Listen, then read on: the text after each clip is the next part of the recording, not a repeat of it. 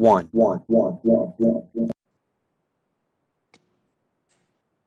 afternoon, everyone. Today is Thursday, February 18th, 2021. The Hillsborough County Community Action Board Executive Meeting is called to order. We're going to have a roll call by Ms. Gordon.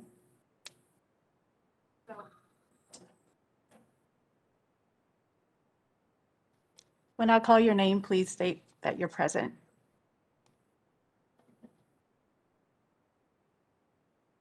Ms. Rosa Hill, Present. Mr. Joey Henderson, Present. Ms. Regina Gambrell, Here. Mr. William Thomas, Present. Ms. Marcia Sedano, Present. Ms. Jennifer Anderson, Ms. Noreen Copeland Miller,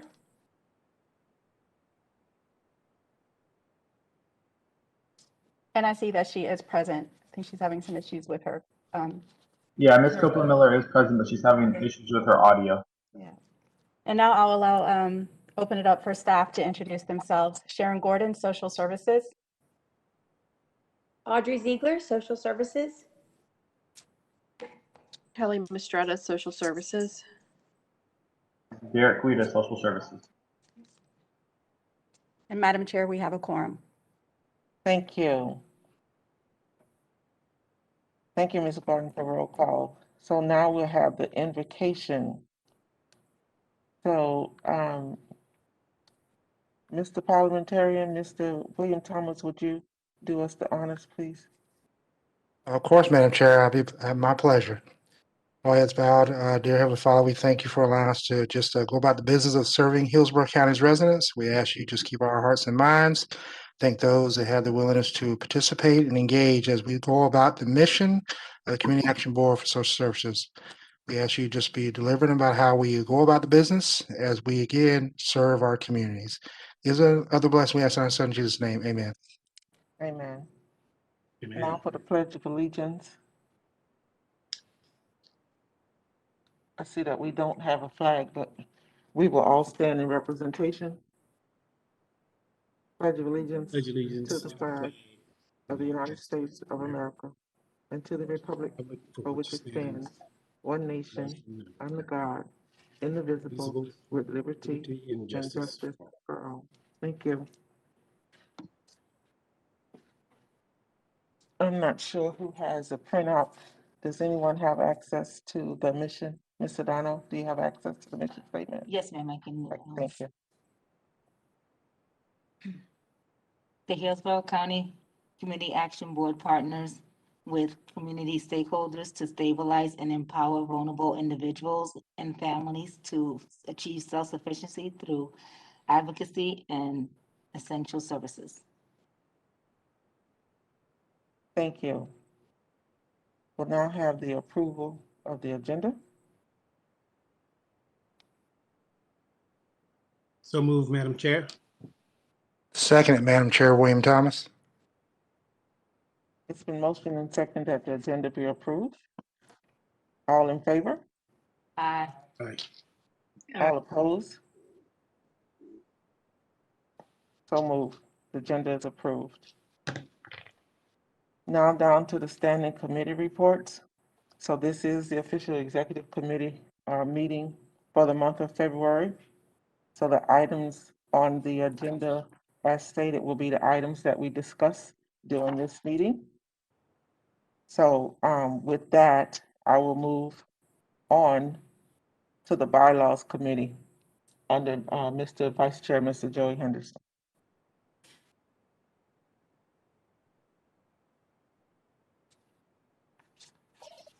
Madam Chair, the Bylaws Committee had not met and have no report at this time.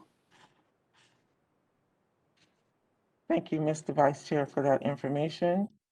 Now on to the Budget and Finance. And before you report, Mr. Thomas, would you like to go through the other committee reports since the budget is also, is it on the agenda? to discuss or no? Yes, Madam Chair, I serve at your pleasure, and I concur with what you just said is moving the committee down to the last as a follow-up due to the majority of the other points involving the budget. So, Madam Chair, I follow your lead. thank you, sir. With that, we'll move on to plan evaluation. Ms. Jennifer Anderson, which is absent. Did she provide any information to staff to be brought to our attention today? No, there were several items that would be applicable to the Planning and Evaluation Committee agenda item for agency funding requests. However, there's nothing new to report. She did state that she would try to attend virtually since she cannot attend in person. However, there's nothing new to report. Thank you, Ms. Gordon. Moving right along to Public Information Committee, Ms. Sedano. Yes, Madam Chair. The Public Information Committee met on February 9th and gave a full report to the board on February 10th, so I have nothing new to report. Our next meeting is scheduled for March. Date to be determined. Thank you, Ms. Sedano. Nominations and Membership Committee, Ms. Noreen Copeland-Miller. Madam Chair, we did not meet. I have touched base with Derek and all is go for Temple Terrace. We're just waiting to have a quorum so we can seat a new member from Temple Terrace. And the board is at full in compliance at this time. Thank you. Thank you so much, Ms. Copeland-Miller. So now we're down on the agenda to the board attendance review. Ms. Gordon, can you give us an update, or would that be Mr. Guida? Mr. Guida, because there are some action items that regarding this particular item. So Mr. Guida. Mr. Guida, please, can you give us an update? Absolutely. Good morning, everyone. The only attendance issue we have at this time, it was in the kind of email out for this meeting, was Ms. Hargret. Board Chair Ms. Hill did sign that letter, and that letter did go to Ms. Hargret. I have not heard from her. I'm not sure if any other staff has, but I'm pretty confident that we have not heard from her at this time. So at the next board meeting, then we have a quorum, or however the board would like to proceed. You can do that at that time, whether you would like to have her continue on the board or have her removed for her absences. That's all I have to report. So everyone does understand that Ms. Hargret, Ms. Janine Hargret, has missed 3 consecutive meetings. Therefore, we have sent out a notice to her, signed by me. We have given her, the notice was sent out on February 11th. So she does have plenty of time to respond. And at the next board meeting, if we do not hear from her, then we would move forward with the process as stated in our bylaws. Any questions? Madam Chair, Oh, sorry. Go ahead, Mr. Anderson. I'm sorry, go ahead. Yes, please. Okay. Yes, Madam Chair, and definitely the letter is in accordance with our bylaws. And I know that staff also sent out the document requesting a emergency contact. And of course, we wouldn't have gotten that from Ms. Hargret as she did not attend the last meeting. But is there any other effort that can be made to try to reach out to Ms. Hargret? I'll defer to Mr. Guida. Ms. Gordon. Yeah, staff can try to use the phone number that she's provided. Even though she hasn't come to the last 3 meetings, there were a couple of meetings. We really haven't heard from her in some time as well. But we will try to reach out to her via phone as well, to see what her, desire is, as well as letting her know that she is out of compliance with her attendance. I will also note at this time that she is a member of the low income, and currently we have over 7 members in the low income at this time as well. Thank you, Ms. Guida. That was my next question in terms of what role was she segment she was representing. So thank you, and thank you for your due diligence.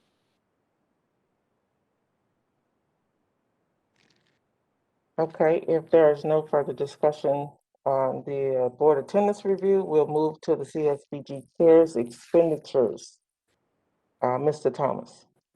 Thank you, Madam Chair. If allowed, Madam Chair, I'd like to propose, prior to diving into the finance component and verifying with staff, if we are serving the capacity of a quorum today, would, Madam Chair, we entertain, for the sake of the record, go ahead and voting on the minutes for the last CAB meeting, the agenda for the last CAB meeting, and the seating of one of the board members, if the quorum would allow that for today, Madam Chair? We do have a quorum for this executive meeting. Is it the same? Can we vote on that? Yeah, you can go back and vote on that if that's something you would like to do. And then it would be, you could ratify it at the next CAB meeting that you have a quorum. So yeah, it's at the pleasure of the board if they want to, at this time with the quorum that they have at the executive committee. And anything you'd want to vote on today, if you can do, and then we'll be ratified at the next board meeting moving forward. Okay, so yes, it is the pleasure of the board that we go ahead and vote on the items that were pending to be rectified at the next 4 board meetings. So if you could go through those individually. Thank you, Madam Chair, for entertaining that. At this time, for those who are here in person and virtually, I know we've been, working towards having a quorum for the record, make sure we verify a number of decisions that have been made.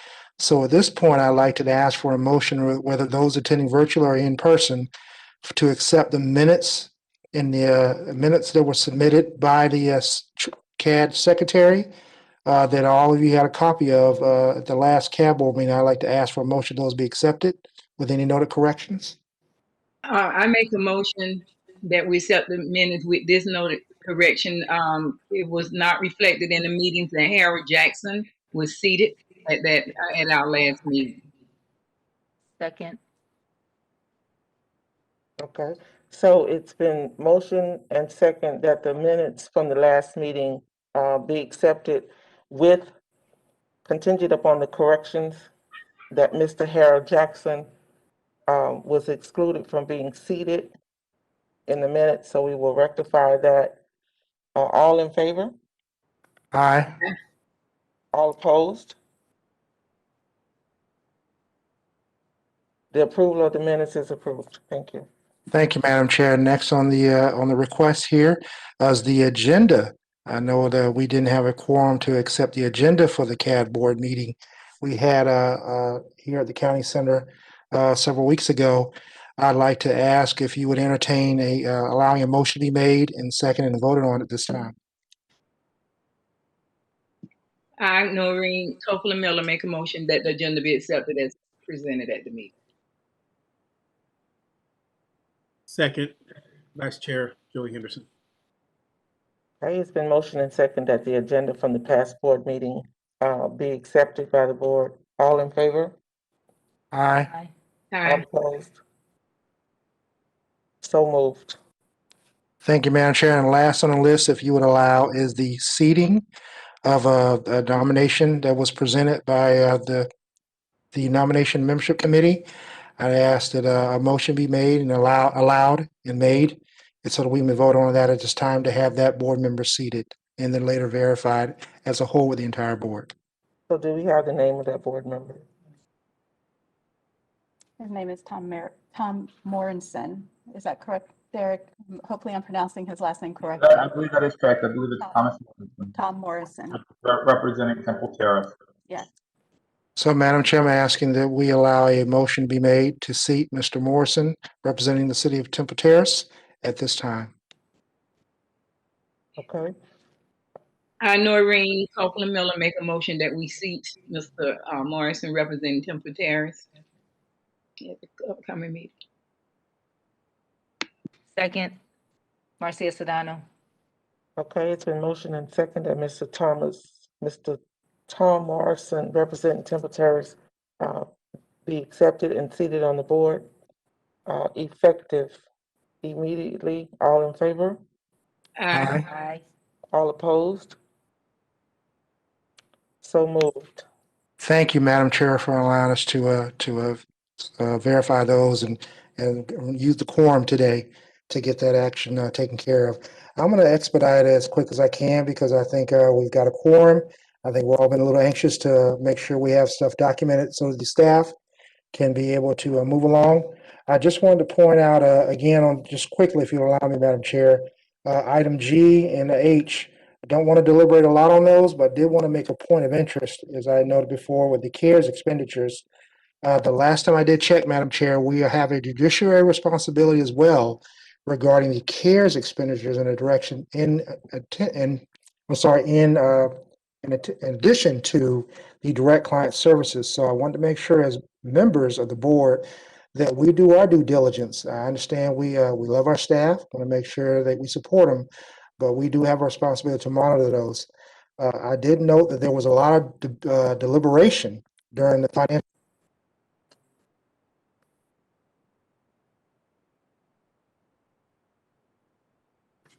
regarding the crisis category. And just want to make sure, again, to be proactive, Madam Chair, that we're not caught up in this situation later on this year, that all board members just make sure they're conscientious of the categories in both the direct client services and the CARES funding. There was deliberation where the board decided to discontinue the line item of crisis assistance into the direct client services. And I did note that the CARES Act funding category, there was a large amount of funding of invoices that had come in, and that category is probably going to anticipate to be completely depleted in the near short future. So again, my intention is to make sure that we're not caught up in deliberation. So I ask that the board members and staff do their due diligence in advising the board members of what's going on with the CARES funding. So again, to prevent any long deliberation as we did with the financial workshops. And that's all I have regarding item G, Madam Chair. If I may jump into item H. I'm sorry, I'm Madam sorry, Chair. before you move into item H, Yes, ma'am. item G, is there any updates or any notes that need to be made, that needs to be brought up in this meeting to address Mr. Thomas's concerns? Well, I'll let Kelly add to this. However, for the CSBG, so first I want to make a differentiation. CSBG CARES is separate from CSBG Crisis, which is under the regular CSBG grant. So for CSBG CARES, you could have seen an influx in expenditures in the month of December due to the payment processing. There was a backlog due to R3. R3 phase 2 is over with now. That is possibly the issue, and I'm going to turn it over to Kelly to just confirm that, because we did mention that during one of the budget meetings that you'll see an influx in expenditures once the backlog was cleared. This is Kelly. Per Florida statute, the county finance, from the time that a payment is authorized until the time it is paid, there's a 45-day window that county finance has to issue the checks. Because of the R3 program, there was a backlog and other programs within the county for care assistance. So that is why you saw such an increase in the month of December. That was just the payments being processed. Those would have been authorized probably in November and some in December. And of course, all paid in December. So we definitely want to make sure, because I'm trying really hard to keep it all separated, because there's a lot of different terminologies being used right now. R3 is separate from R3, yes, R3 is a completely separate program from anything with CSBG. The Community Action Board has no purview over R3 funds. It's a completely separate county program. It just keeps, for whatever reason, keeps getting thrown into conversations with CSBG, I think because there's an interest, because it is to assist low-income households. But part of the problem with the county finance and why you saw such an influx in the CSBG CARES payments was because county finance was backed up with you can just take R3 completely out of it if it makes it cleaner. county finance was backed up with payments from all the other departments, including social services assistance programs. So they were required to work overtime or do what they needed to do to get all the payments processed. Most of those payments were processed in the month of December. And that's why it looks like in the month of December on the CARES report, there was such an increase in activity. But those payments were actually authorized in November and December. Okay, thank you so much for that clarity. And if we could, between staff and board members, going forth, try to keep community action items to the forefront. I know we're all interested in the R3 and the other initiatives that the county's offering because they do service our families, our residents as well. But to keep the conversation clean and the understanding clean, if we could just primarily focus on CSBG, and when we get down to the bottom of the agenda, maybe under the other business or good for the order, we can discuss the R3 and the other initiatives that the county's offering. So if we could try to do that going forward, just 1 minute, Ms. Copeland Miller. If we could try to do that going forward, I think that will help minimize the amount of discussion and a little bit of the confusion, because I have to be honest, I had to go back and look at it myself to make sure it was all separate. Okay, Ms. Copeland Miller? I wanted to ask this question because if I recall correctly, at some point, CSBG dollars, crisis dollars came in, I thought which was another budget. The CSBG dollars for crisis, separate from the regular CSBG dollars. And unfortunately, yes. I don't have something to reflect on at this point to recall, yeah. But I do recall we got monies for that at some point. Yes, ma'am. That is the next item Ms. Gordon is going to discuss. She actually just separated the two for us. Okay. And was going to ingest each one individually. Thank you. Before we move forward, this is Audrey Ziegler. I believe Ms. Gordon misspoke. The CSBG CARES funding did have a line item that addressed crisis. And she opened up with saying it didn't. So I don't know if that was an error or not, but we can confirm with Ms. Mistretta that CSBG allowed for crisis and CSBG CARES allowed for crisis. Yeah, just to speak with that, I was trying to keep it clean in regards to how the program categories are defined in our budget. So we do, yes, you are correct. We do have a category that in essence serves crisis. It's one-time safety net assistance. However, there's a specific category that states CSBG crisis under the regular crisis. So I understand the categories. Maybe I stated it where you don't understand, but regular CSBG has CSBG crisis. And then the CSBG CARES, there is a program category called family assistance. It doesn't necessarily say CSBG crisis. So I was just trying to keep the terminology clean.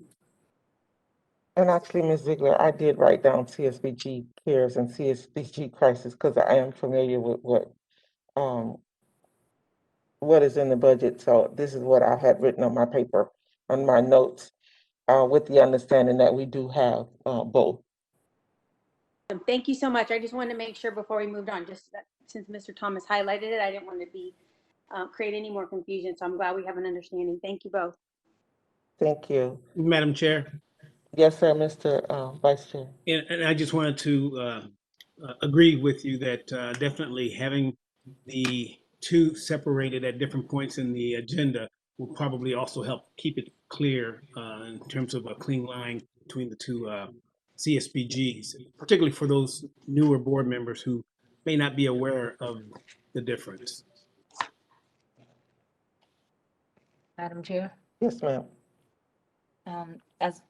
If it's listed as family assistance, is that what you said for the CSBG CARES? Can we make sure it's listed on all the papers so that it doesn't all say crisis? Maybe that might help with the confusion.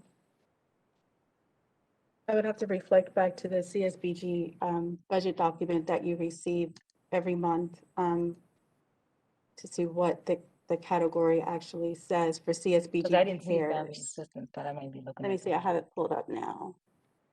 So yeah, correct. And you're correct. For the CARES funding, it is crisis assistance. So both programs do have crisis assistance. However, in our budget description, it doesn't necessarily specify that. So yes, That's what I was alluding to.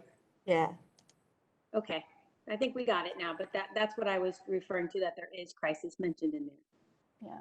So We if were could saying the change- same things, but saying it a little differently, so. But if we could no. word it so that it's more cleaner and then we know that it's the family assistance, then we know. Just a suggestion. Thank you. There's a suggestion on the table by Ms. Sedano that the wording be changed on the actual budget. Is that what you're asking, Ms. Sedano? I think that's what Sharon said, that it's listed as on theirs and as family assistance, but we have it seen as crisis assistance on both ends. So maybe if we just eliminate crisis assistance, so it doesn't, or maybe put crisis assistance for family assistance, so that we know that there are differences. My recommendation is to keep it as crisis assistance because it's pretty much the same type of service. Just in two different pots of funding, CSBG cares and then regular CSBG. However, if it's confusing to keep it crisis in both buckets, then that's another area of discussion. This is Kelly. I would caution breaking or changing the names of the categories for any of the budget items because these budgets and these buckets are approved by the DEO. If we start changing names, then it does not match with our approved budget. And every month, Derek has to provide a copy of all the documents to the DEO. That might create further confusion if they do not match the approved line item budgets. Madam Chair, if I may just kind of maybe a circle back. Again, Madam Chair, just so we understand, we're not trying to prolong the discussion. My concern during the budget workshops is the board as a whole expressed some concerns regarding the crisis program category under direct client assistance. And it did consume a lot of our time and deliberation during the workshops. So again, being proactive, I just want to make sure that we are aware that not only does the direct client assistance have that crisis program line item, which as we move to approve the budget for direct client assistance today, the board did unanimously vote to remove funding from the crisis program under direct client assistance. I just wanted to bring it to the board members' attention so we're not deliberating later on that same category is under CARES. And I know there were some concerns about the definition of crisis assistance, what it entailed, what it truly funded, who it truly benefited. So just as being proactive, Madam Chair, I just want to make sure we're not getting to a point later in the year and this thing resurfaces again under CARES funding. So I just want to make sure the board is aware that there is a category that fits the same description under CARES, and not to invoke anything, but definitely want to make sure the board members know that there is a category in the CARES funding component that does that same thing. And just make sure we're aware of that so that we're not deliberating in length later on. That's all, Madam Chair. So noted. Madam Chair, is there a way that they could maybe put in parens or something just to elude it, to make a separation for clarity without changing the name of it, but internally so that the board members would know, so it would not affect the report going to DEO? Is there a way you can?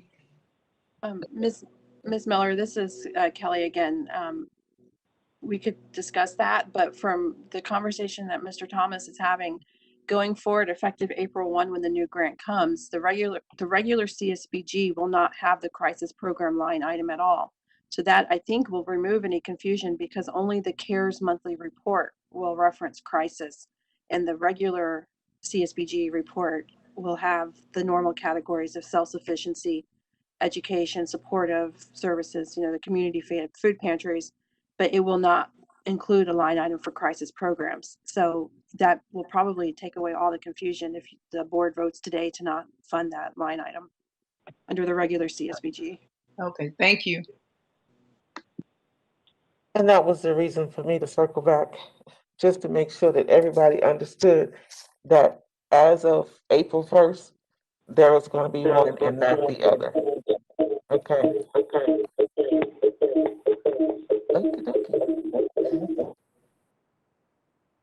So is there a new attendee on the phone or no? Do we have anybody new that did not introduce themselves? Yes, Madam Chair, this is Jennifer Anderson. I apologize for my tardiness. It was a problem with my office building this morning, so please. Thank you so much for joining us, Ms. Anderson. All right, Mr. Thomas, we are back. Thank you, Madam Chair. Didn't want to delay that long. In regards to zip codes, item H, if I may, just for one moment, I know there were some concerns regarding services, regarding zip codes, and if there was any opportunity that staff could look into and examine. There was discussions that were brought up during the financial workshops, again, budget workshops. Various board members, including myself, expressed some concerns on how we could better communicate with those we serve and those who represent our communities. Obviously, family empowerment was a huge topic of discussion. There are reports that staff provides that shows the number of clients served and individuals served, but there was seemed to be some sort of consensus. Look, and again, asking for staff if we could try to help extrapolate that information a little more, so that because again, there were concerns that some zip codes obviously did not show a significant representation versus others. And the suggestion was that if we had an idea of who was truly, some sort of data of who was truly applying and getting accepted, that as representatives of the community, we could go back and have those conversations with those residents of the community who are coming to us saying, look, they have issues with the process or they're having challenges, and give us a better opportunity with some data to have that conversation. So I'm not sure if that is possible, but definitely wanted to bring it on the table, Madam Chair, for later discussion. Again, don't look to have that resolved today because obviously my agenda or priority is to get the budget, direct client service budget approved today. So just wanted to have a brief discussion on that. Any board members that are attending virtually, please chime in. And staff, I look forward to your recommendations if that's possible. Thank you. Okay, so staff, do we have anything for Mr. Thomas today? We are currently exploring our options, so I could definitely provide you an update during the next committee meeting on what we found and what we could possibly provide. Thank you. I just want to make sure we have a clear understanding, Mr. Thomas, and between you and staff of what you're asking. You're looking for a zip code report or some type of report that identifies how many people in certain areas actually applied for service? Okay. Yes, Madam Chair. Those who apply, again, I do know there's some limitations in protection of those who do get accepted. I know there's our PHI is the term I use, may not be the appropriate term, but certain privacy that needs to be respected. But obviously, the concern that I recall was that isn't an issue of people are applying and there's just only so many people get accepted, was an issue that people are not applying at all in certain zip codes. And that, of course, came from several board members who had expressed, I'm getting inquiries from residents saying that they are applying, and it's not a tit for tat, but you definitely want to have some sort of data to go back and help remediate that conversation with residents. Because again, we're asked to represent certain sectors of the community, and I get those phone calls too. Again, it's just an opportunity to see if we can dive a little more into finding out how many individuals apply, may not necessarily get accepted, but how many individuals apply in certain regions or certain zip codes, so we can better have a better conversation when we're working with these residents. That's my ask, Madam Chair. Okay, so I'm gonna, Ms. Ziegler, are you still on the phone? Audrey, you still there? Yes, ma'am, Yeah. I'm here. I know you guys are transitioning to a new system, and I'm not sure, how you track your zip codes right now. How hard of a task is this for staff? Well, it's a challenge. It definitely is a challenge. But if we could just get in writing exactly what is being requested, then we would be able to, look and see what options we have to pull. And then from there, we could kind of get back with the team and let everyone know what is possible and what isn't possible. So based on what he's saying, and I understand putting it in writing, I don't know how many zip codes is in the Plant City area, but he's looking for a breakdown in that particular area of how many people are actually utilizing or applying for services For through your facilities. CSBG services. Is that specific only to CSBG, Mr. Thomas? Yes, Madam Chair, that's the area we're diving into. That's it. Okay. Not trying to dive anywhere else. I mean, I CSBG. come from, I I totally work in an understand. arena where I can understand what you're asking, and I can also understand from staff perspective, the challenge. So that's why I wanted it clear. If it requires a surmountable amount of energy, then obviously we'll work with what we have. But again, Madam Chair, as I noted with Ms. Ziegler, I'll definitely be going back around and vetting out how I propose that in writing Okay. to submit it so that they can have a more clear direction on whether it's a feasible task or not. Now, one of the challenges we have is with the number of people trying to access services through the call center. So if you look at the highlights report, there's certain months where it's 4,000 callers and certain months 1,000 callers. So one of the challenges we have is utilizing that data and funneling it down by zip code and then funneling it down again by CSBG. I'm not saying it's not doable, but I know Maria Gillis has been working hard on trying to figure that out. And she's working with the call center manager and the call center staff.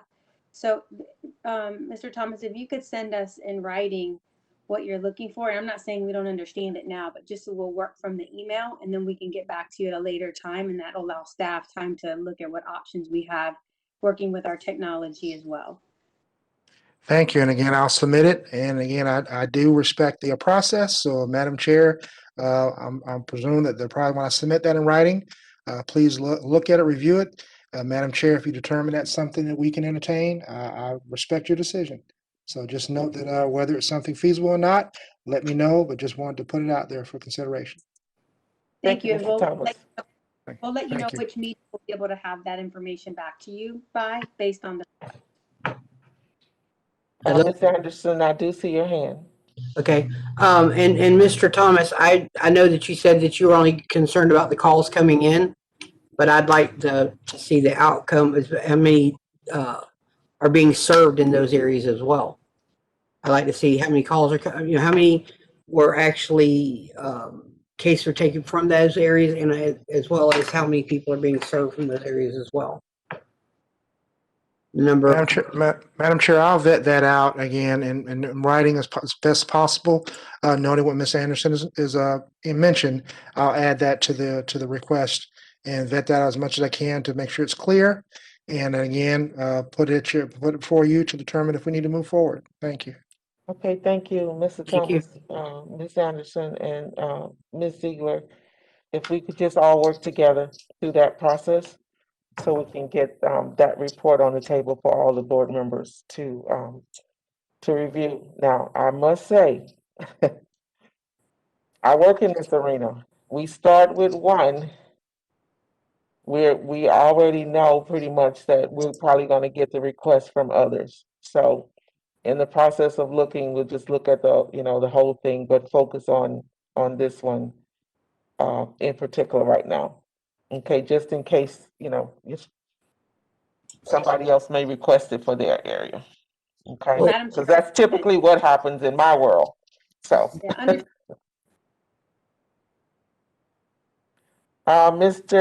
just a minute, Ms. Anderson, Mr. Henderson, Vice Chair, I saw a thumbs up. Do you have a comment? I was just in agreement with what you're saying, that there will probably be others requesting the same thing, so. Thank you. Ms. Anderson. Mr. Thomas, it's kind of my original request, I believe a couple meetings ago, I wasn't at the last one, so it would have had to have been the prior one, was that we get a report of zip codes. It wasn't necessarily just for the Plant City area. So I wasn't asking for a specific just for the Plant City area. So no one should come knocking wanting something extra, because what I had originally asked for was the zip code breakdown of services, period, for the entire board. It wasn't just for Plant City. It wasn't just for us. So there shouldn't be anybody else coming knocking if all the zip codes that we serve are on that report. Because I'm interested to see just where the dollars are being spent. Because of some reports that I've seen, it seems to be concentrated in certain areas and not in other areas. And I'm not talking about just Plant City. You know, I mean, yes, I am from Plant City, and of course we want our community served, but I'm also on the Community Action Board, which serves all of Hillsborough County. So therefore we want to make sure all of Hillsborough County is being served.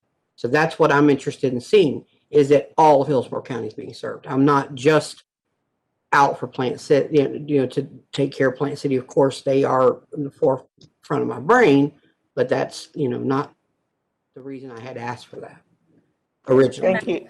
Thank you, Madam Chair, ma'am, for that clarity.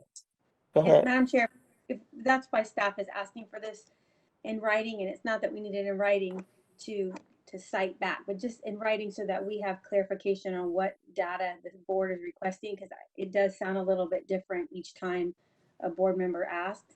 So if collectively, if you could tell us exactly what we're looking for and for what areas and how you want that displayed, and then we'll work together to retrieve that.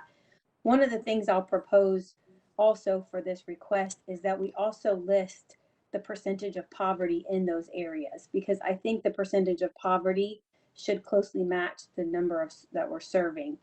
And if it's not, so for example, if you see an area where we're serving more people, but that's where there's more poverty, then that typically would explain why it's not equitably distributed numbers wise or geographically, but we're concentrating our services. For example, in 33610, we know that's a very high level of poverty and where there's gaps in services. So we do offer, if you look at our portfolio where it shows our customer profile, that's a zip code where we typically have a high concentration of crisis services from other programs. But nonetheless, if you could send us exactly what you're looking for, and then that way I think we can work together and focus our efforts on getting you what you need instead of continuing to, provide knockoff or break off reports, I should say, or, one-offs kind of thing. That would be helpful to us. Thank you. Okay, thank you, Ms. Ziegler. Not to prolong the issue, Mr. Thomas is going to take the lead as far as getting that to you, Ms. Ziegler. Taking into consideration everything that was discussed today, I brought up about everybody to make sure that you receive a holistic list of what the board is expecting you to research for us. Okay? Thank you so much. Thank you. Mr. Thomas? Madam Chair, now we're at the item where we've all been waiting for. So without further ado, the item number I, Madam Chair, if you allow, we are here to entertain approving the 2021 Csbg budget. The only notation that I have I ask for all those that are listening in, that I believe the entire board has vetted out at previous workshops and meetings, is the only item was the crisis programs. As I look at the PowerPoint they presented during the budget workshops, there was page number 6. They had a 5% proposed GFY 21 assistance budget. To my understanding, the board has unanimously recommended to remove that item, the funding from that item, that line item, and the amounts to be fairly distributed through the rest of the areas, categories of self-sufficiency, education, scholarships, mobile food pantries, advisory board projects, pilot project partnerships, parks recreation, and support services. Before we do ask for a motion, again, not to deliberate anymore, but I do know there was another discussion on possibly increasing the amount on the advisory board projects. Again, I'm not asking for a long deliberation on that. If there is a interest, I would ask, Madam Chair, that we approve the budget, noting the crisis program category not being funded, and ask that staff look into the reallocation of the funds to see a potential increase in the advisory board projects. Those are the only 2 items that I have that I'd like to note if the board will entertain. But at the end of the day, Madam Chair, I'm looking for a motion to approve, noting those 2 comments that I have. Oh, okay. Thank you. Before we approve the budget, I'm going to ask Ms. Mastrada, are there any concerns with the request that Mr. Thomas just made? No, there's no concerns. I would just ask that if you're going to vote by percentage, that, it'll be 0% for crisis, and I have an idea of how much you want to increase the advisory board projects by, so that way that we could vote by percentage on that, unless you just want to make it a flat percent. Like if you wanted to put, I don't know, 10%, I'm just pulling this number out of the air, 10% to the advisory board. So we just need to know what percentage you want to go to the advisory board projects. So as far as the increase for the advisory boards, was that something that was discussed during the original budget workshop and the entire board? Madam Chair, and please correct me if I'm wrong, Madam Chair, I recall a discussion at the second budget workshop that we held about looking into that matter. And if I believe there was a gentleman, and forgive me for the name of the board member that brought it up at our virtual meeting we had in the county center couple of weeks ago, about exploring that opportunity. Again, Madam Chair, it is at your discretion, since we are in the 9th hour and trying to move along and get business going. But if there is an agreement to look at it, maybe a 4%. I'm not sure if 5% would be equitable. I think something less, maybe a 4% or 3% increase. But again, that is at your discretion, Madam Chair, and those that are attending the meeting at this time. Just so you know, this is Kelly again. Right now, the way that it sets the proposed budget, the advisory boards are 1% of the total budget. The crisis is at 5%. So if you reduce the crisis down to 0, then hold on one second. I'm sorry. I was trying to get the. Yeah, if you reduce the crisis down to 0, then the way that you currently have the categories would equal $965,771. The proposed budget that we were planning on you voting for, keeping everything exactly the same, would be $1,014,920. So you would have $49,149 that you would need to reallocate, if that makes sense. Yes, Kelly, thank you. And Madam Chair, I believe there was a lot of deliberation on if we just keep the percentages, therefore the flex in amounts, the dollar amounts would fit the percentage. So again, if correct me if I'm wrong, in removing the crisis programs, I would anticipate that 1%, which is currently at 6,000, is going to increase, because again, we're looking at the total amount. I'm not sure how much would increase by, but again, that's why I'm noting a recommendation, maybe increasing the percentage to 2 or 3. And I would anticipate that with the redistribution of those dollars, using the percentages that were noted, that $6,000 item for advisory board projects would automatically increase to approximately 9,000 or maybe 10, based on the 1% or 2%. And I know right now currently we have 1% recommended, but again, that's based off of the overall amount, if I'm understanding correctly, of the dollars that are available. And again, circling back to crisis programs, since that amount has been reallocated, that I anticipate that 1% now is going to increase on that line item. I may be wrong. Please correct me. So my concern with the amount of the increase, and we have not determined that. Let me make that clear. There's no determination on that. But with the advisory boards, there has been challenges in the past with depleting the monies assigned to them. So I want to make sure, and we're not going to have a whole bunch of discussion, but I just want to make sure that we are all aware that the money has to be spent within a certain timeline. And in the past, staff has had to go back and forth to get this money spent by some of the advisory boards.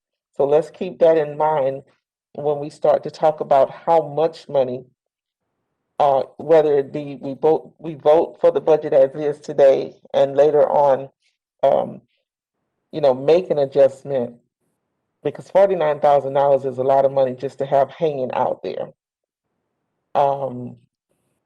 unassigned, so to speak. Kelly, question: if we approve the budget as is today, do we have the flexibility to make an adjustment for the advisory boards within the 10% line item guideline? Yes, you can submit a modification at any time to go 10% within a line item. So you can increase or decrease a line item by 10%, and it's considered an informal modification. Just so you know, I was just playing around and I increased the advisory boards just to see what it would do to 10%, and it's still saying it's 1% of the budget because of the rounding. If you put it out to decimals, the advisory boards is actually like 0.62% of the total budget right now. For simplicity, we just had rounded everything to the nearest whole percentage, but just so you know, if you increased it to 10,000, it's still showing it's approximately 1% of the budget. Madam Chair, I take your lead. I agree with your concerns. Okay, so it would, am I allowed to make a recommendation? I try to stay in my role. It would be my recommendation that we approve the budget as is today, to be rectified at the next board meeting. And as we move forward, so we can get some things moved off the table, we look at, where we want to, or how much we want to increase the advisory boards. But for the sake of getting it moved and having us, yes, ma'am, Ms. Miller, just one moment, having a small quorum, and minimizing discussion further, that we move on, doing it the way it is, approving it the way it is today. Ms. Miller. I make a motion that we do exactly what you just said. That's my motion. I think I'm making the motion that we secure just what you just said. So, Madam Chair, based on parliamentary, has been so moved based off of your recommendation. So that is a motion by Ms. Noreen Copeland Miller. And I second it. That's it.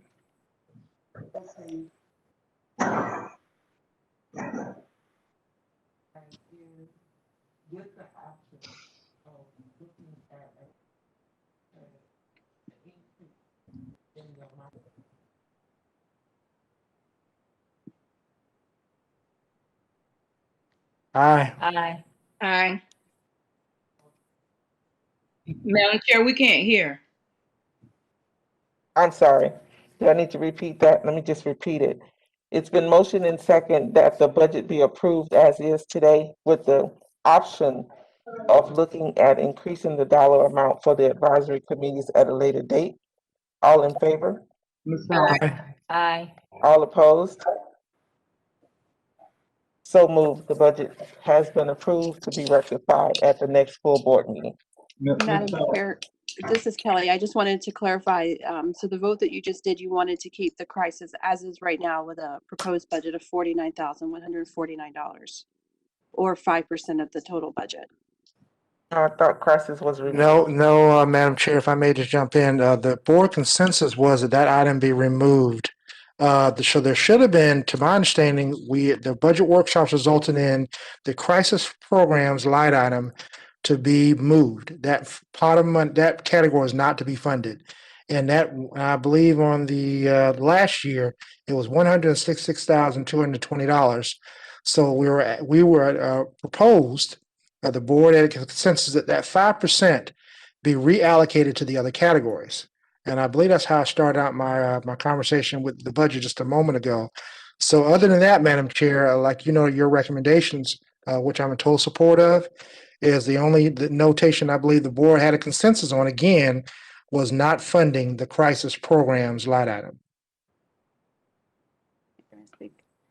Sure, Ms. If Gordon. Kelly, please chime in. If they vote as is, that keeps the crisis category unless they want to rename it. correct. That's correct. There was discussion at the last board meeting to not fund the crisis, but there was never any recommendation as what to do with those those Oh, funds. So the So- way that budget is proposed right now, it does include it. You can modify it later and remove those funds, or if you know that you do not want those crisis funds there in the initial budget, then you would need to determine where you want to put that $49,149 at this time. Madam Chair, if I may, to my understanding, again, that the percentage, proposed percentage, so if we have the 5% is being removed from the crisis line item, the discussion that I recall was that that 5% could go into the family empowerment, which is the self-sufficiency. Again, I would recommend that if we modify the vote or repeal the vote we just made, again, I just want to make sure, because there was a lot of deliberation on a crisis program item, and there was a consensus that item not be funded. And I think I repeated that on several occasions. So if the direction is how we reallocate that 5%, Madam Chair, at your discretion, I'm up for moving the entire 5% to self-sufficiency. okay, If we so- rescind the vote. Okay, so I think the discrepancy on the table is, based on the last budget meeting, a consensus decision was made by the board members that didn't necessarily relate over to staff as to exactly what we wanted to do. Okay, so there's the issue of $49,149 on the table that we wanted to remove from the crisis line.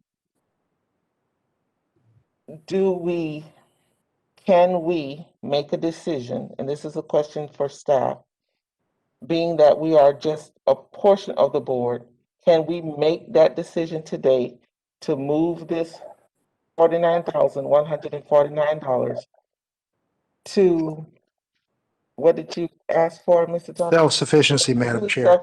Self-sufficiency, or would we need the consensus of the full board? Ms. O, you can, as you have a forum with code exec and as you run it past, you can do that, and then it will need to be ratified at the next full town meeting with a quorum. So just like you did with your previous quorum votes, you could absolutely do that, and then you will need approval from the full board, for the vote today.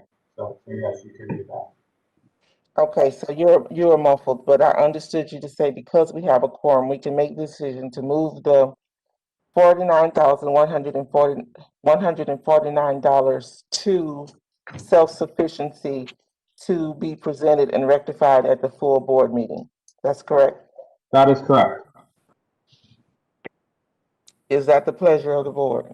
Ms. Anderson, and then My Mr. question- Henderson. My question is this, Madam Chair, if we're going to move the money, I apologize, that was my understanding as well, that we were going to do away with that line item, have to move it. If we're going to move it all to FEP, how is the board going to look at us asking to move money later again back down to the oh my goodness. The neighborhood advisory boards. Thank you, to the advisory board projects. If we know that if Mr. Thomas was and Miss Mastrada were talking about the percentage, like upping it 2%, 3%, like 10,000. Since isn't there only 3 advisory boards? Am I correct? The South Shore, Plant City, and West Tampa at this point? Or is it? Correct. Or I mean Lee Davis rather. I apologize, Lee Davis. Yeah, the West Central, South Shore, and Plant City, that's correct. Okay, may I make a suggestion? Would it, if we're going to do that, instead of 10, make it 9 and add $1,000, 9,000 to those projects, and then the rest to FEP, and then we don't have to. That would just be part of the package that we present to the board at the next meeting, and therefore later on down the road we don't have to ask to move $3,000. I mean, $9,000 from that $49,000. Would that not seem more appropriate than doing the same work twice?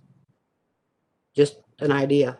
Because our advisory board doesn't have a problem spending the money. We did have an issue with we got our invoice in on time, everything done. Issue was our vendor had a problem understanding the outcome issue. The invoice, everything went in on time. It's just we had an issue with one paper we needed from her. But we got all that straightened out. But we have no issue at all with spending the money. So. Okay, Ms. Anderson, thank you for that. We're gonna further the discussion before making a decision. Mr. Vice Chair, you are next in line, and then Mr. Thomas. Thank you, Madam Chair. I'd just like to hear from the staff in terms of the pros or benefits or issues with moving the dollars. Well, I could speak for Mr. Henderson for this year due to COVID. There were some delays, like for instance, for the Lee Davis Advisory Council, the West Central Advisory Council, it was delayed due to COVID. Their plans changed so now they have to change their strategy to partnership with Feeding Tampa Bay to submit survival kits. So I believe, Ms. Miller, your event is February 23rd, correct? Okay, so at this time, we will know the performance and we'll get the invoicing after the February 23rd event. The South Shore, the only difference was a change in leadership, but they were able to spend the funds. And the same with Plant City, they were able to spend the funds. We just had an issue getting the performance report. But since then, we've received it. Thank you. I have a quick question from Ms. Anderson's request. Are you asking the advisory board projects to go from 6,000, which it is now, to 9,000? So it's, instead of being 2,000 per advisory board, to $3,000 per advisory board? Is that your request? Yes. Okay. I just wanted to make sure. Mr. Thomas? Madam Chair, again, I go back to your recommendation. To my understanding, with as it was explained regarding DEO, that we have some wiggle room, for lack of a better word, as we approve the budget. We have some wiggle room as a board to increase the amount for the advisory council line item without any severe reparations regarding reporting to DEO. I'm not sure what that amount is, but my understanding, just through conversation today, that submitting the budget as is with the notation that the crisis program line was not to be funded, that again, the concern regarding the advisory board projects, that there's still opportunity for the board to make a decision later in the year to increase that line item or move money from one category to that line item without any severe reparation regarding DEO. If that is the case, then I think it's the responsibility of us as a board to make sure we put down on the agenda for sometime in April or May to discuss. Ms. Gordon? Yeah, so we'd like the board to also take into consideration the time frame for the advisory projects, which starts typically around June, especially for the Plant City Advisory Board. So it would be, I would advise to allocate whatever you want to allocate to advisory boards. That way they know the amount that they'll have for their particular projects. Duly noted, Madam Chair. I'm at your discretion. Okay, so the proposal on the table from Ms. Anderson is to increase, and I'm not looking at any paper, so help me, to increase the amount for the advisory boards from what amount to what amount? 6,000, Madam Chair, to 9,000, I believe, $1,000 increase, if I'm correct. Jennifer, is that correct? That's absolutely correct. And Mr. Thomas, if you remember correctly, here in Plant City, we start entertaining proposals in April and May for the summer for June. School lets out in May. So we actually start early here in Plant City entertaining our proposals. So we would, this is February. So we would be actually next month going back to the board again. That's why I'm thinking this, I don't understand why there's such a big deal about going ahead and doing it now. It's just, we vote on it, put it in there, and then put the rest in FEP, vote on it, and then take it to the board. So, So Ms. Mastrada, can you tell us what those numbers would look like if we made that increase Yes, to the advisory board? self-sufficiency would increase from 400,000 to $446,149, or approximately 44% of the budget. The advisory boards would increase from 6,000 to 9,000, and it would make it 0.887%, so approximately still 1% of the budget. Okay. That would leave, I can go over the other numbers if you'd like. So that would leave education at 16,800 for one category of education. For the second category of education, it would be 154,700. The scholarships, as proposed by the committee, is 237,500, which is 23.4% of the budget. Supportive services is at $940, which is like 0.09% of the budget. The food pantry is 34,400, which is approximately 3.5% of the budget. And Parks and Recreation at 52,900, which is about 5% of the budget. With the pilot partnerships at 61,531, which is about 6% of the total budget. Okay, so I am comfortable with the numbers presented by Ms. Mastrada. It is the pleasure of the board to move forward. Madam Chair, I asked that we did vote, so I'd ask that we rescind that vote.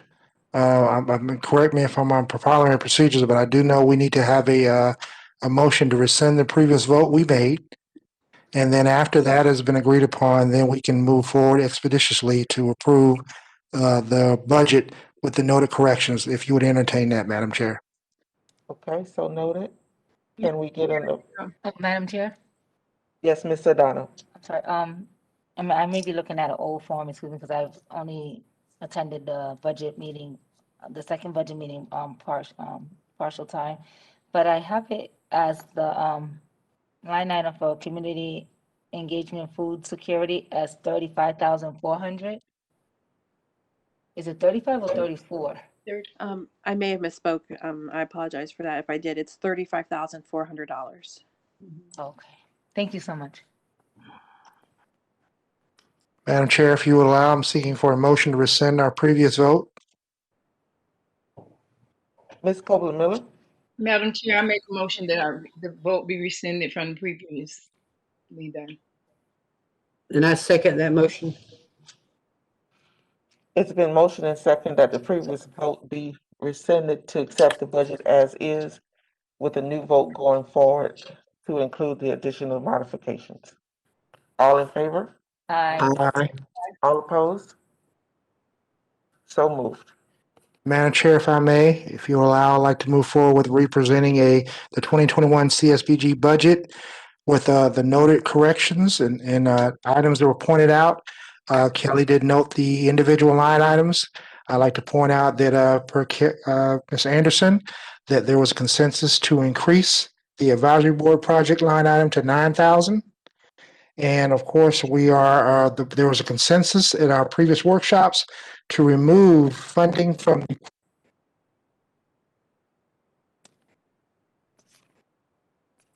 the consensus from the last board meeting workshops to remove the crisis funding line item of $1,220,000. So with that, I'd look for a motion, Madam Chair. And I'm sorry, Madam Chair, I'd like to amend that the additional amount left over be moved to the self-sufficiency. So self-sufficiency, advisory board, and the crisis program, those are the noted changes that are being proposed for the 2021 budget. Second that motion.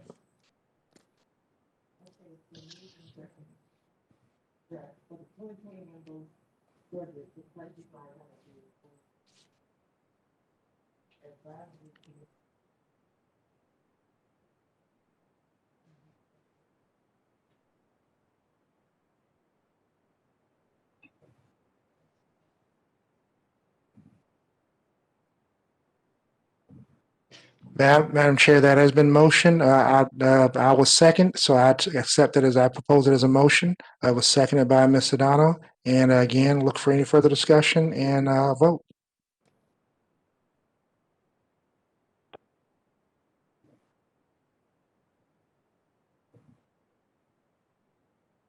Aye. Aye. Aye. So you guys couldn't hear me, is that what happened? Right. So we're gonna say, I'm sorry, we're gonna say, so all in favor to the motion being made to make the adjustments to the 2021 budget? All in favor? Aye. Aye. Aye. All opposed? So moved. Thank you, Madam Chair, for entertaining that. Thank you.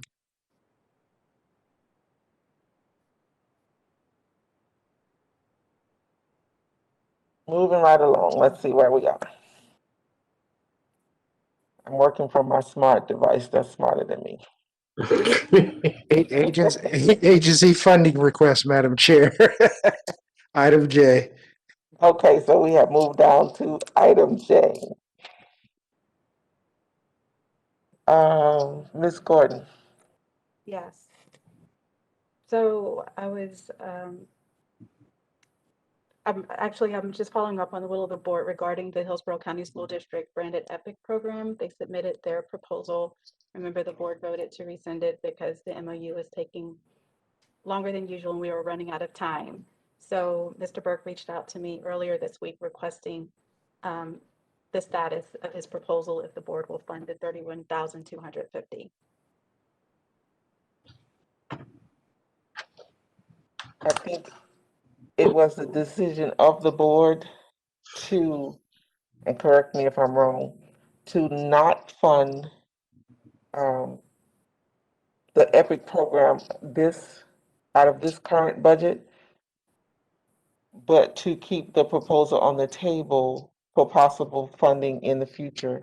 But there was also a concern that came from the board as to making sure, based on our new 2021 budget, how this falls into our trackable metrics. So that is something to consider. So if I am incorrect in speaking, please chime in. Madam Chair, this is William Thomas. You're absolutely correct. Due to the close timeline, March 31st, ending the 2020 budget year, there was a consensus and there was a motion and it was approved to not fund the Hillsborough County School District proposal for the current year that is coming to a close. The board did leave open to entertain funding effective for the new funding for the upcoming funding year, which is effective April 1st, which I believe is less than 40 days from now, 45 days from now. So you are correct, Madam Chair, regarding that proposal. Is there any discussion from the floor? I believe, Madam Chair, and I apologize for not being here for my committee's turn, but I believe these are for the next funding year, all three of these. There's a fourth one as well, but for these three, I think that's for the next budget year that we're discussing, that we just discussed. Go And may I add, so for Hillsborough County, for the Brandon Epic, they did submit a formal proposal and they are under the understanding that this would be for the next grant funding year starting April 1st. For Feeding Tampa Bay Fresh Force, they express interest, but we don't have a formal proposal. We don't know how much funding they're requesting. And for Grant Park Christian Academy, maybe Mr. Henderson can speak more to that agency than myself, but they did send an email expressing interest, but it was basic. We don't have details of the amount of funding they're requesting and where it will be applied. So, and there is one more missing. That was the Plant City Parks and Recreation. Ms. Anderson actually brought that up to me a couple of days ago.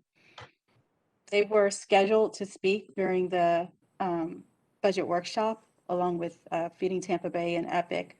However, due to an emergency, the presenter could not speak. So I believe you wanted to speak to that as well during this executive committee meeting. Yes, if I can, Margaret Morona with City of Plant City, she had double pneumonia during that meeting and then returned to work only for one of her staff to have COVID, and then they were put on quarantine for an additional 2 weeks. So will be returning next week, and we can ask Ms. Gordon to schedule her to do a presentation for us as soon as she returns. I have spoken with her supervisor because, of course, she's at home, and that will be they will be glad to do that. So I found it when Ms. Gordon told me when they didn't show up, that's not the person was supposed to be here. That's not their character, and so therefore I became concerned and called the main office and asked what was going on. So that's what's going on there. They are still very interested in presenting their program, but the young lady who's going to be doing it has been very ill and in quarantine. So, And as Madam Chair presented, so for those agencies, actually, there's 4 total now. The funding available is limited, and I believe that Ms. Anderson, you were wanting to look at the Parks and Recreation to share that pot of funds. However, we do have a partnership with our Hillsborough County Parks and Recreation. So I need more direction from the board in regards to how those two will play together. Because right now the allocation in our agreement is with Hillsborough County Parks and Recreation. So now we have the City of Plant City requesting funding, and then we have these 3 other agencies. So more direction from the board on how you want to proceed with these, what your priorities, according to the needs assessment. Madam Chair, William Thomas, if I may. To again, going back to the notes, the concerns or notes and deliberation by the board members, I realize we want to get off to a nice jump start. I would propose, Madam Chair, you entertain. We have 4 proposals, 4 inquiries. I believe I trust the board will be able to deliberate those in short order. We have, during the workshop, got a presentation from the Hillsborough County School District. We also got a presentation from the Fresh Force, though they did not note out a specific amount. I would, at your discretion, Madam Chair, the first 2 have submitted a presentation and a proposal with no dollar amounts. I would ask that we be allowed to deliberate the other 2 in short order. If a quorum cannot be met to make a decision in March, then I would ask, Madam Chair, you entertain allowing the executive board to meet again to expedite and make a decision. But I would think, Madam Chair, at your discretion, we still have some time to move on these and to deliberate them. So I'd ask that we get those 2 other inquiries and have them present their proposals sooner rather than later. And that's all the input I have, Madam Chair. just I'm sorry, Ms. Anderson. if I can just make just a little correction here. Plan City's proposal has been in since the end of 2020. She just has to do they just have to do their presentation. Epic as well, we had voted to fund them, and theirs had to be rescinded because of their stuff got held up in legal with the county. So those 2 had already been in. The other 2 are kind of new to the game. So, or I'm saying the game, that's kind of inappropriate, but new to the board. So just making sure that, we had decided with Plant Cities to shelve it till the next budget year because it would be closer to the summertime, which is what they're applying for, their summer program, expanding their summer program to the unincorporated youth in the Plant City community. So,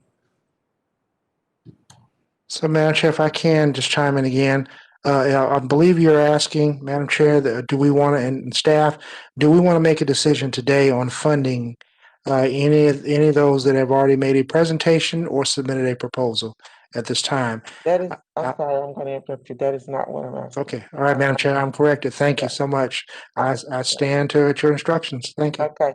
So first of all, I want to bring up that proposals are just that. They're proposals. Okay. It can be perceived that we accept whatever proposal is brought to us. Based on our bylaws, if I'm correct, proposals are sent through the Planning and Evaluation Committee for vetting. The Planning and Evaluation Committee submits those to the board. Then the board decides if we want to hear presentations from those. I want to make it clear and everybody have a clear understanding. Proposals, because these are public dollars, proposals can come from everywhere. We are not doing any, that I have seen, any public announcements, and I think another board member brought this up at the last meeting. We're not doing any public announcements to let the community know that dollars are available, giving any other agencies out there an opportunity to apply for funding. And we had this issue before with another board member. I want to caution us not to have it perceived as if we're only in the business of funding agencies we have relationships with. And I'm going to say it just like that because I want it clear just like that. We want to go through the process of the Planning Evaluation Committee, have these vetted, but we never want to give an agency a guarantee that we're going to fund them until that decision has been made by the entire board. If I am incorrect in what I'm stating, please correct me. I just want it to be clean. We know that EPIC has presented. We know that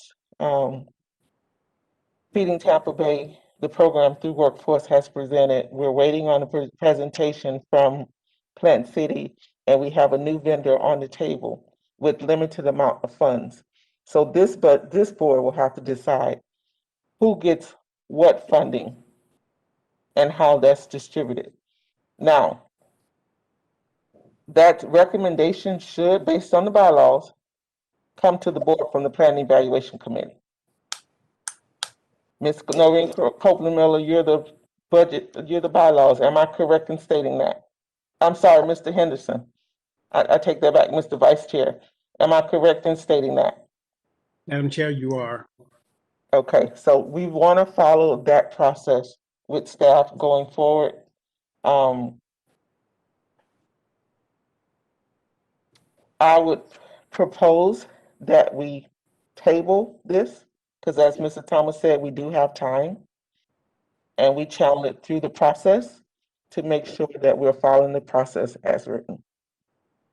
Yes, ma'am. If I agree with what you're saying. I also would like to know if we can do a public announcement and letting them know that the funding is, I'm not sure if it's too late. I think, and I could be, and I'm not speaking from Ms. Ziegler's office, I'm just speaking based on when I was sitting in the seat. It's a lot when we have a small amount of money that we do a general public announcement. I do understand that. It's a lot. When we have a little, I don't even know how much money we're looking at now. If we look at the category that's not unallocated, looks like we have for pilot partnerships, $61,531. So we have $61,000 on the table and some change that we're looking at for this one. This would not be the time to go out for a public announcement, but I want to make that statement because that is, you know, we are a public agency. For this one, we would definitely need to look at someone we have on the table, but follow the process and have them vetted through the Planning Evaluation Committee. We hear the proposals. The Planning and Evaluation Committee brings us back the recommendation on who they feel best fits with our reporting mechanism that we're required to report to DOA, and we make a decision from there.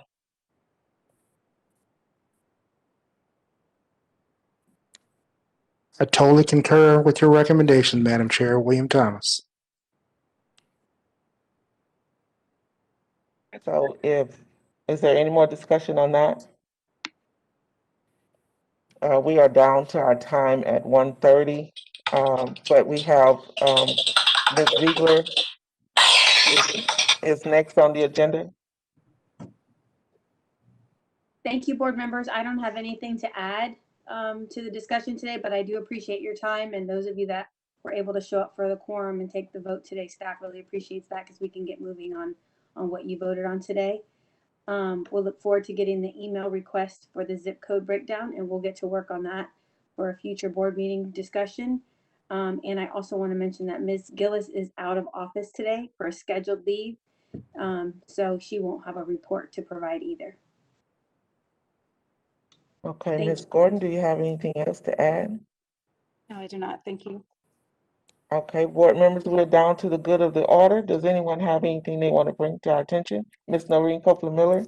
Yes, Madam Chair, I would like to ask that we get the transcripts from the meetings, because what I have noticed that a lot of people are saying they can't recall or they do recall, and we do get excellent summaries from our secretary, but I would like to get the transcript so I could have something to refer back to, reflect back on. And it appears that some other board members, that might be helpful to them as well. So I know at one point we were getting the transcripts emailed to us. Is that something that staff could start back doing? And it would be up to that particular board member whether they open it and read it.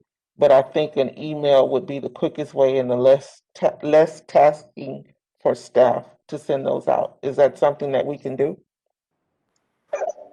Ms. Hill and Ms. Miller, yes, I can send those at the board's request via email as you requested. I would just ask, just let me know which ones you want. I mean, how far back you want me to go? It would be my only question. As for me personally, I don't think I'm looking to go back past the last meeting and move forward. Mr. Henderson, Mr. Vice Chair. Yes, thank you, Madam Chair. And I believe the links to those past minutes are available online. So, you know, if it's easier for staff to just send the link and then we go look for what we want to look for, then that, you know, that just kind of streamlines everything and we don't have to worry about trying to get us the latest, the greatest. Okay. Either format will work for me. Ms. Miller? Yes, and thank you for that, Mr. Henderson. I wasn't aware of it, and I wasn't looking to go back. I just wanted, you know, to move forward as we move on, that starts back to happen. But thank you for that information. Thank you. Anyone else for the good of the order? If not, it is officially 1:32 and this meeting is adjourned. Thank you so much for participating.